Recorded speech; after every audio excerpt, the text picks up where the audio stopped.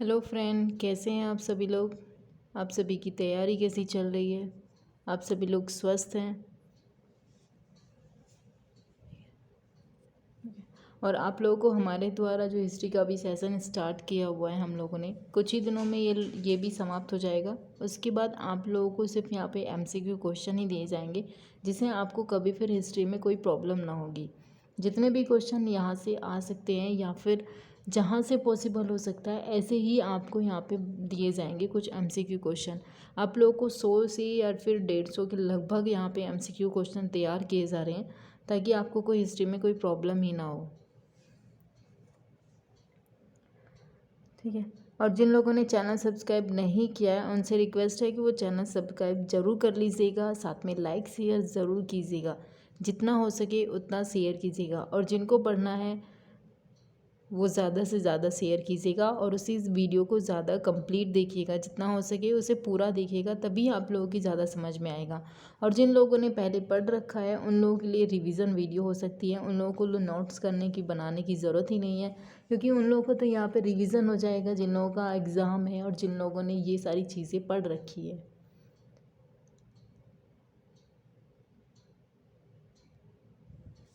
ठीक है। और अभी थोड़ा सा और भी ज़्यादा चल रहा है, तो इसलिए अपनी जिन लोगों ने वैक्सीन नहीं लगवाई वो लोग लगवा लीजिएगा।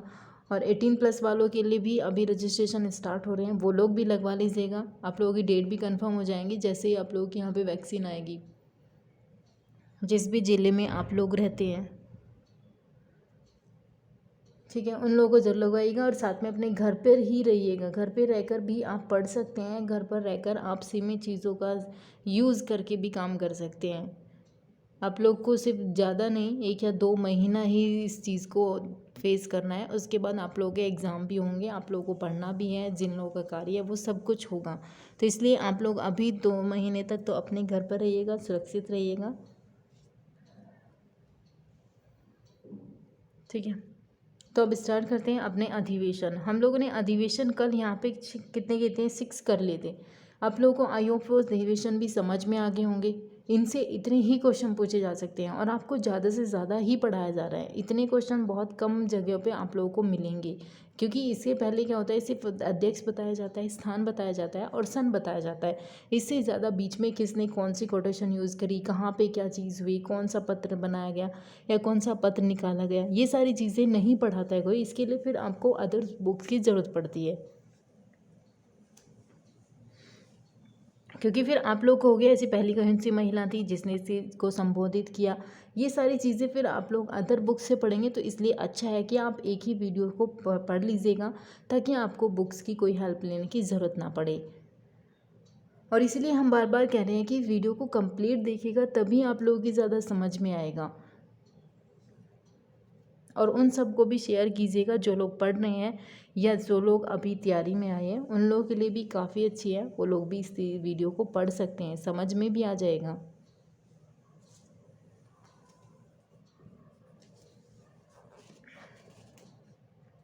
ठीक है। और अगर आप लोग हमारे वीडियो को ज़्यादा से ज़्यादा शेयर लाइक करेंगे, तो हम लोग आप लोगों के लिए यूपीएसआई का स्पेशल बैच भी स्टार्ट कर सकते हैं। यहीं पे ही आप लोगों को हिंदी बिल्कुल पढ़ाएंगे, ऐसे पढ़ाएंगे कि आपको अदर किसी ज़रूरत नहीं पड़ेगी हिंदी कभी पढ़ने की। हिंदी भी पढ़ाएंगे, साथ में आप लोगों का हिस्ट्री यहाँ से स्टार्ट हो रहा है, जीके वाला पोर्शन। उसके बीच में फिर आप लोगों के यहाँ पे ज्योग्राफी, पॉलिटी, ये सारी भी स्टार्ट कर देंगे जितना वहाँ पे आता है। ठीक है। और ये कल हम लोगों ने बताया था कि सिर्फ अधिवेशन वो ही पढ़ाएंगे जो ज़्यादा इम्पोर्टेंट है और जिनसे ज़्यादा क्वेश्चन पूछे गए हैं या फिर आने की संभावना हो सकती है। क्योंकि इस तरीके से आपको सारे अधिवेशन पढ़ा दिए जाएँ तो आप लोग भूल ही जाएंगे कि इतने सारे अधिवेशन कौन याद रखेगा। ठीक है। तो हम अब स्टार्ट करते हैं अपना 11वां अधिवेशन।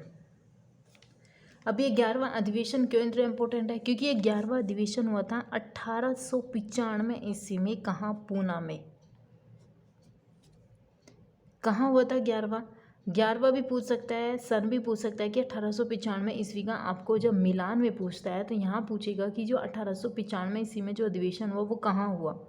उसमें आपको मुंबई दे देगा, नागपुर दे देगा, कलकत्ता दे देगा, इलाहाबाद दे देगा, इस तरीके से आपसे पूछ सकता है। तो ये याद रखिएगा कि जो आपका 11वां संविधान संशोधन ये था, अधिवेशन था, ये आपका हुआ था 1895 ईस्वी में पूना में।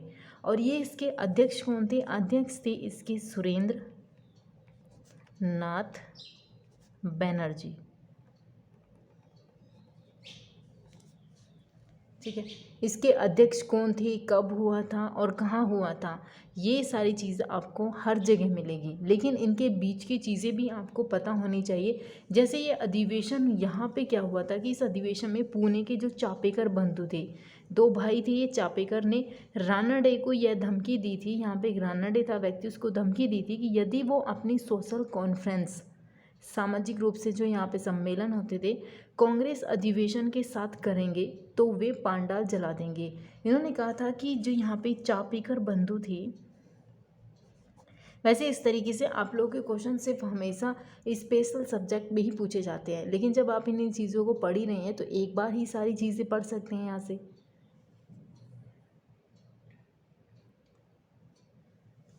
इन्होंने कहा था कि जो चापेकर बंधु थे, बंधुओं ने रानडे को धमकी दी थी कि अगर वो सोशल कॉन्फ्रेंस कर रहे हैं तो कांग्रेस के अधिवेशन के साथ करेंगे तो उनके जो यहाँ पे पांडाल वगैरह थे उनको जला देंगे। तब से सोशल कॉन्फ्रेंस कांग्रेस अधिवेशन के साथ होनी बंद हो गई थी, क्योंकि यहाँ पे कुछ सोशल कॉन्फ्रेंस होती थी वो कांग्रेस अधिवेशन के साथ भी हो जाती थी, लेकिन इसके बाद ही यहाँ पे क्या हो गए थे, बंद हो गए थे। क्या ये सोशल कॉन्फ्रेंस होना, ये बाद में होती थी, पहले होती थी, लेकिन साथ में नहीं होती थी। ठीक है, फिर उसके बाद हम बात करते हैं आपका 12वां अधिवेशन। 12वां अधिवेशन कब हुआ था? 1896 ईस्वी को हुआ था आपका 12वां अधिवेशन। कहाँ हुआ था? कलकत्ता में हुआ था, पश्चिम बंगाल की कलकत्ता में हुआ था। अध्यक्ष कौन थे? अध्यक्ष थे इसके रहीम तुल्ला। ये क्वेश्चन ज़्यादातर आपके आरओ की प्री में, मेंस में भी आते हैं और साथ में आपके पीसीएस वगैरह में ज़रूर आते हैं इस तरह के क्वेश्चन, क्योंकि ये चीज़ें नॉर्मली याद कर लेते हैं आप लोगों के। जैसे वीडी सावरकर वध था, लखनऊ अधिवेशन हुआ, अंबिका चंद्र मजूमदार ने किया था, या फिर पहला, दूसरा, लास्ट वाले, अबुल कलाम आज़ाद वाले, ये सारी चीज़ें हर एग्ज़ाम में पूछी जाती है। और इन सब चीज़ों से हटकर ही आप लोगों के एक दो क्वेश्चन ऐसे ही बना दिए जाते हैं जिन्हें आप सोचते हो कि इनसे कोई क्वेश्चन नहीं आते हैं। इस तरीके से ये क्वेश्चन आते हैं यहाँ से, और एक ही बार में पढ़ लीजिएगा आप लोगों को। और साथ में जब आप लोग सारे एमसीक्यू क्वेश्चन पढ़ेंगे, लेकिन आप लोग बहुत कम शेयर करते हैं और सब्सक्राइब नहीं कर रहे हो, इसलिए ज़्यादा से ज़्यादा वीडियो को शेयर सब्सक्राइब कर दीजिएगा, ताकि आप लोगों के जितने भी एमसीक्यू क्वेश्चन होंगे वो आपको जल्दी ही यहाँ पे मिल जाएंगे।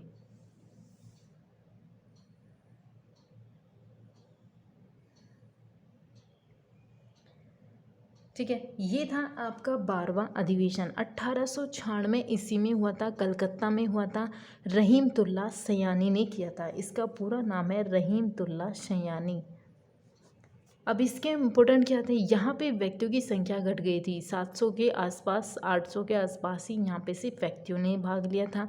दूसरी बात, राष्ट्रीय गीत वंदे मातरम, सुजलाम सुफलाम मलयम शीतलम, सर्वप्रथम इसी अधिवेशन में गाया गया था। अब ये इम्पोर्टेंट इसकी वजह से हुआ। अब आपसे यहाँ से पूछेगा कि जो राष्ट्रीय गीत था, राष्ट्रीय गीत है कौन सा, वंदे मातरम, कहाँ गाया गया था, कौन से अधिवेशन के तहत ये गाया गया था। और कुछ किसी को तो ये भी नहीं पता होगा कि वंदे मातरम के रचयिता कौन है और ये किस ग्रंथ से लिया गया था। और फिर भी उसके बावजूद भी लोग नहीं पढ़ते हैं, तो इसलिए रिक्वेस्ट है आप लोगों से, पूरा पढ़िएगा। आप लोगों को नहीं पता है तो आपको यहाँ पे जनरल चीज़ें भी बताई जा रही है।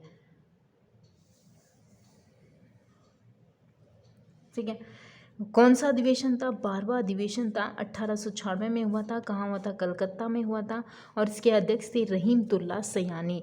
अब आपसे पूछ सकता है कि जो राष्ट्रीय गीत था, वंदे मातरम गीत है, ये कौन से अधिवेशन में गाया गया था, या किस अधिवेशन में ये गाया गया था सर्वप्रथम, और उसके अध्यक्ष कौन है?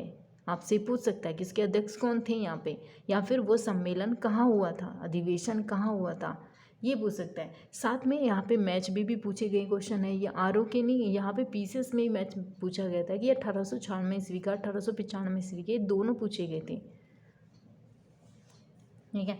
अब यहाँ पे क्या है, आपका राष्ट्रीय गीत है ये वंदे मातरम, इसी अधिवेशन में गाया गया था। और इसके रचयिता कौन है? बंकिम चंद्र चटर्जी, बंकिम चंद्र चटर्जी। और ये किस ग्रंथ से लिया गया था? आनंद मठ।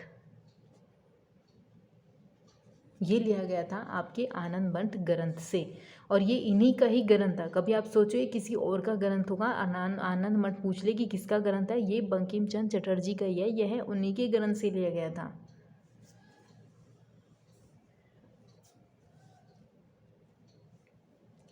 ठीक है। अब उसके बाद हम बात करते हैं, 12वें के बाद हम बात करेंगे कौन सा? 21वां अधिवेशन। 21वां अधिवेशन। अभी 21वां अधिवेशन बहुत इम्पोर्टेंट है। क्यों इम्पोर्टेंट है? जितने भी आपको यहाँ पे अधिवेशन पढ़ाए जाएंगे वो ज़्यादा से ज़्यादा ऐसे ही क्वेश्चन और ऐसे ही पढ़ाया जाएगा जो आपके एग्ज़ाम में आने की संभावना हो सकती है, या फिर एग्ज़ाम में आज तक इनसे बहुत बार ये रिपीटेशन हुआ है, इनका बहुत ज़्यादा हुआ है, इसलिए। ठीक है।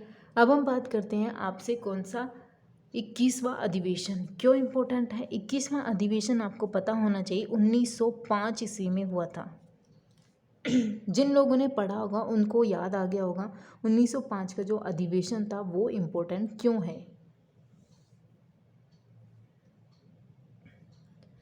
पहली बात, 1905 ईस्वी का जो अधिवेशन होता कहाँ हुआ था? बनारस वाराणसी में हुआ था। किसने किया था? गोपाल कृष्ण गोखले। ठीक है। गोपाल कृष्ण गोखले का अधिवेशन कहाँ हुआ था? बनारस में हुआ था, वाराणसी भी आता है। कब हुआ था? 1905 ईस्वी में हुआ था। इस अधिवेशन में सबसे पहले क्या हुआ था? जिनको याद है, जिन लोगों ने पढ़ रखा है उन लोगों के लिए अच्छी है, लेकिन जिन लोगों ने नहीं पढ़ा है उनके लिए बता रहे हैं कि जो यहाँ पे इस अधिवेशन में लाला लाजपत राय थे, उन्होंने क्या किया था? कांग्रेस के मंच पे पहली बार सत्याग्रह को अपनाने का सुझाव दिया था। किसको? सत्याग्रह को।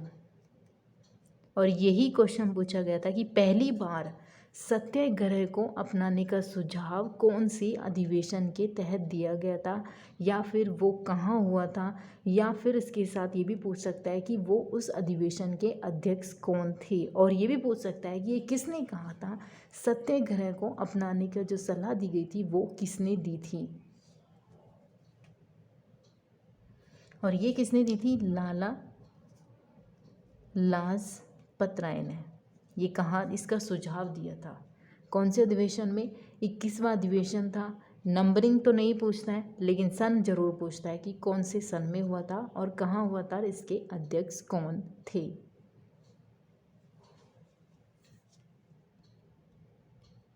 ठीक है। अब हम बात करते हैं आपसे 22वां अधिवेशन। इसी के साथ जुड़ा हुआ 22वां अधिवेशन है। ये दोनों एक दूसरे के साथ ही जुड़े हुए हैं और इन्हीं से ज़्यादा क्वेश्चन भी पूछ ले जाते हैं। 22वां अधिवेशन कहाँ हुआ था? 1906 में हुआ था, और ये कहाँ हुआ था? कलकत्ता में। इसके अध्यक्ष कौन थे? अध्यक्ष थे इसके दादा भाई नौरोजी।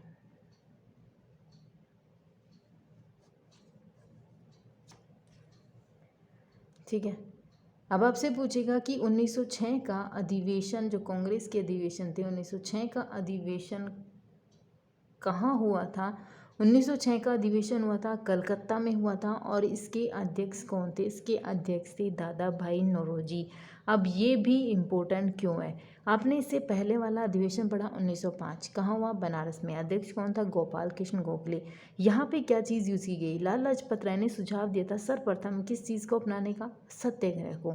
और जो आपका 1906 का अधिवेशन हुआ था दादा भाई नौरोजी का, इसमें क्या हुआ था? इन लोगों ने, कांग्रेस ने स्वदेशी बहिष्कार, स्वशासन और राष्ट्रीय शिक्षा से संबंध प्रस्ताव पास किए थे। कौन से अधिवेशन में? 1906 के कलकत्ता दादा भाई नौरोजी के तहत।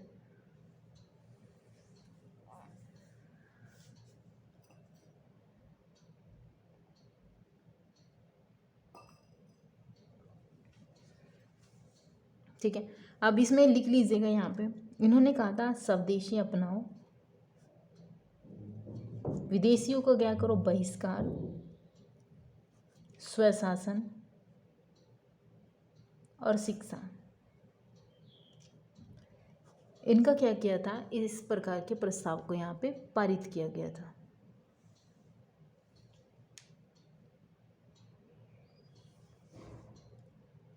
ठीक है, और उसी के साथ ही 1905 इम्पोर्टेंट है, 1906 भी इम्पोर्टेंट है, और इसी के साथ ही 1907 का भी इम्पोर्टेंट है यहाँ पे। अब ये 1907 वाला जो अधिवेशन था, ये था आपका 23वां अधिवेशन। कब हुआ था, 1907 ईस्वी में हुआ था। कहाँ हुआ था, सूरत में हुआ था।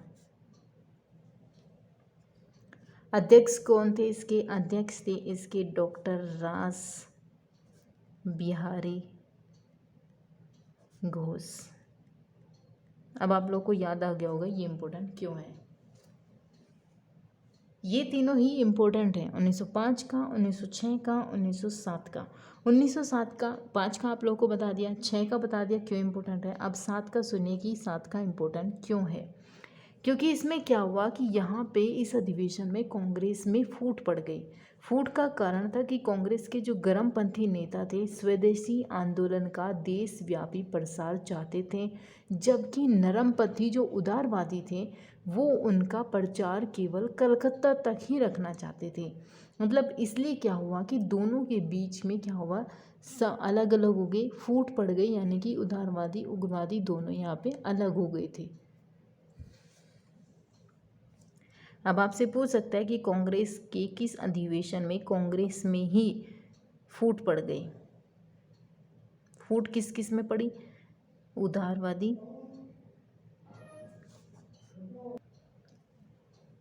है क्या, उदारवादी और उग्रवादी, ये दोनों यानी कि नरमपंथी और गर्मपंथी दोनों नेताओं में क्या होगी, फूट पड़ गई थी।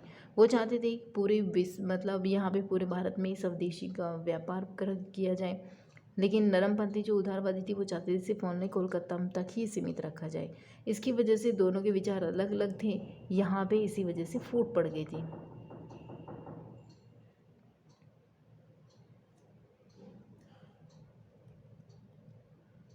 ठीक है, इसके बाद इम्पोर्टेंट है आपका कौन सा, 26वां क्यों इम्पोर्टेंट है, ये बहुत इम्पोर्टेंट है।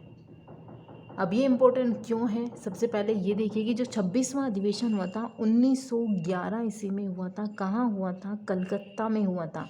अब ये कलकत्ता में हुआ था, इसके अध्यक्ष कौन थे, इसके अध्यक्ष थे बिशन नारायण दर, ये इसके अध्यक्ष थे। अब ये इम्पोर्टेंट क्यों है, जिन लोगों ने पढ़ रखा होगा उनको पता होगा कि इम्पोर्टेंट क्यों है। उन लोगों ने ये पढ़ा होगा 1911 का अधिवेशन, 1912 का भी अधिवेशन इम्पोर्टेंट है। उसके बाद 12 से ज़्यादा इम्पोर्टेंट है आपका 13, क्योंकि 12 में तो आप लोग की यहाँ पे राजधानियाँ चेंज हो गई थी। अब ये इम्पोर्टेंट क्यों है, 1911 का अधिवेशन कलकत्ता बिशन नारायण के द्वारा किया गया था। ये इम्पोर्टेंट है, जो आपके रविन्द्रनाथ टैगोर व्यक्ति थे उनके द्वारा रचित राष्ट्रज्ञान जनगणमन अधिनायक पहली बार इसी अधिवेशन में गाया गया था। ठीक है, आपसे पूछेगा जिस तरीके से आपसे यहाँ पहले पूछा गया था कि किस अधिवेशन के तहत वंदे मातरम गाया गया था या राष्ट्रीय गीत गाया गया था, ये भी आपको पता होना चाहिए। ये गाया गया था आपका 1896 ईस्वी में, जैसे वहाँ पूछा गया था कि 1896 ईस्वी में वंदे मातरम गाया गया था। उसी तरीके से यहाँ पूछ सकता है कि सबसे पहले यहाँ पे राष्ट्रगान गाया गया था, और राष्ट्रगान के रचयिता भी पता होना चाहिए, वे कौन थे, आपके रविंद्रनाथ टैगोर के द्वारा ये यहाँ पे रचित है। ठीक है, और कौन से अधिवेशन के तहत गाया गया था, 1911 अधिवेशन के तहत ये गाया गया था। कहाँ पे हुआ था, कलकत्ता में हुआ था। अध्यक्ष थे इसके बिशन नारायण दर।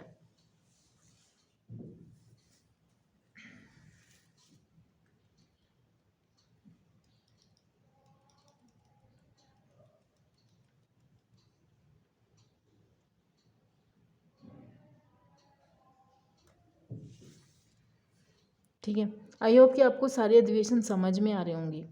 नहीं चाहते हैं नोट करना, कोई नहीं, आप इस वीडियो को एक बार नहीं 2 बार पढ़ लीजिएगा, आराम से समझ आ जाएंगे सारी चीज़ें।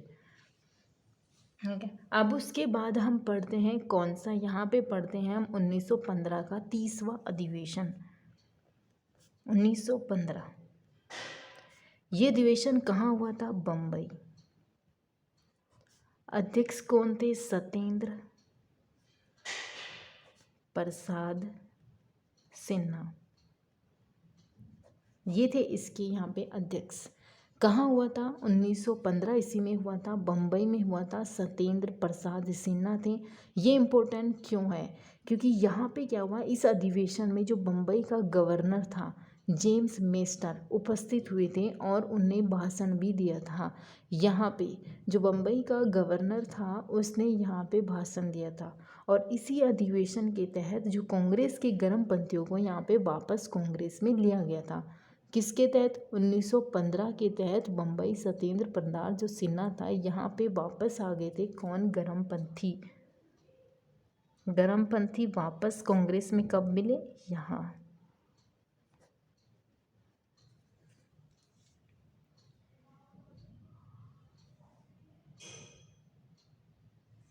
ठीक है, अब उसी के तहत यहाँ पे है 31वां अधिवेशन। ये वही बहुत इम्पोर्टेंट है आपका 31वां, 1911 का, 1907 के।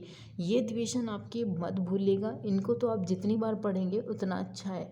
ये इम्पोर्टेंट क्यों है? 31वां हुआ था 1916 को, याद आ गया होगा जिन लोगों ने अधिवेशन पढ़ रखे हैं। 1916 का अधिवेशन कहाँ हुआ था? लखनऊ यूपी में हुआ था। अध्यक्ष कौन थे? यहाँ थे आपके अंबिका चरण मजूमदार। ये कौन थे? यहाँ इसके अध्यक्ष थे अंबिका चरण मजूमदार। ये इम्पोर्टेंट क्या है? क्योंकि इस जो अधिवेशन हुआ था यहाँ पे लखनऊ 1916 में, इसी अधिवेशन के तहत जो आपके नरमपंथी और गर्मपंथी थे यहाँ पे दोनों मिल गए थे। जो आपने यहाँ पे क्या पढ़ा कि दोनों क्या हो गए थे? दोनों अलग हो गए थे। यहाँ पे उदारवादी उग्रवादी नरमपंथी और गर्मपंथी दोनों 1907 के तहत यहाँ पे कांग्रेस में फूट पड़ गई थी। उसी के तहत यहाँ पे क्या हुआ? यहाँ पे नरमपंथी और प्लस आपका गर्मपंथी ये दोनों क्या हो गए? यहाँ पे एक हो गए थे फिर से। ठीक है, क्योंकि ये क्वेश्चन पूछ लेगा कि ऐसा कौन सा अधिवेशन था जिसमें दोनों अलग हो गए थे, या फिर ऐसा कौन सा अधिवेशन था जिसमें दोनों एक साथ फिर से आ गए थे यहाँ पे। इसलिए इम्पोर्टेंट है ये, और इसलिए यहाँ पे इसका AC मजूमदार शॉर्ट फॉर्म में भी दे देता है, इसका पूरा नाम भी जान सकता है। कहाँ हुआ था? यूपी में लखनऊ में हुआ था। कब हुआ था? 1916 में हुआ था। दोनों मिल गए थे। कौन से में मिले थे? ये इस तरीके से पूछते हैं।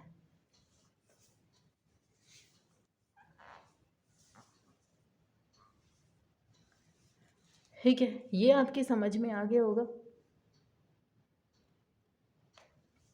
अब आपका इसी तरीके से इम्पोर्टेंट कौन सा है? 32वां इम्पोर्टेंट है 1917 ईस्वी में। क्यों इम्पोर्टेंट है? क्यों इम्पोर्टेंट है ये 1917 का अधिवेशन? कहाँ हुआ था? कलकत्ता। अध्यक्ष कौन थे इसके? Annie Besant. एनी बेसेंट इसके अध्यक्ष थे। क्या अब तक इससे पहले जितने भी अधिवेशन बताए गए, क्या उनमें कोई महिला अध्यक्ष बनी? नहीं। इसी अधिवेशन में क्या हुआ था कि इतिहास में पहली बार ऐसा अधिवेशन था जिसकी अध्यक्षता एक विदेशी महिला ने की, या महिला पूछेगा तब भी एनी बेसेंट है, विदेशी महिला पूछ रहा है तब भी एनी बेसेंट है। और ये कौन थी? एक आयरलैंड की महिला थी, इसलिए विदेशी थी, लेकिन अध्यक्ष करने वाली पहली महिला थी, पहली विदेशी महिला। क्योंकि अभी आप इससे वाला जो आगे पढ़ेंगे अधिवेशन, उसमें आप देखेंगे कि विदेशी और क्यों लिखवाया गया यहाँ पे महिला भी लिख सकते थे, लेकिन पहली विदेशी महिला और पहली महिला दोनों यही है। कौन? Annie Besant. 1917 का अधिवेशन था, कलकत्ता में ये हुआ था।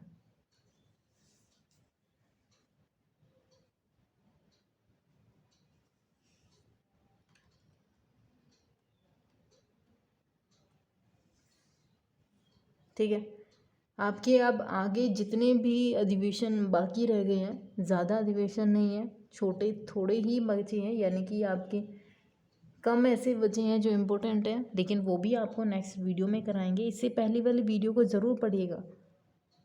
जिन लोगों ने नहीं पढ़ी है, इससे पहले वाली वीडियो ज़रूर पढ़िएगा। उसमें 6 तक आपके अधिवेशन है। यहाँ आज आपको 32 तक करा दिए गए हैं।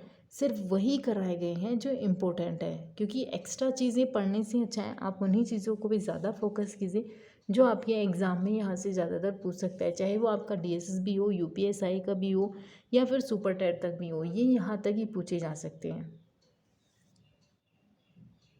ठीक है। और अगर आप चाहते हैं कि आपको हिंदी भी स्पेशल पढ़ा दी जाए तो आप वीडियो को लाइक शेयर ज़रूर कीजिएगा। जितना आप लाइक शेयर करेंगे उतना ही जल्दी हम आपको सेशन स्टार्ट कर देंगे। आपको यहाँ पे ही फ्री रहेगा, इसलिए कोई वो नहीं है यहाँ पे। ठीक है, लेकिन आपको लाइक शेयर ज़्यादा से ज़्यादा करना होगा और सब्सक्राइब भी करना है। और आप लोग आराम से पढ़िएगा, अपने घर में ही रहकर पढ़िएगा, क्योंकि अभी थोड़ी सी ज़्यादा प्रॉब्लम है। ज़्यादा टाइम तक नहीं है, लेकिन आप लोग अपनी वैक्सीन ज़रूर लगवा लीजिएगा।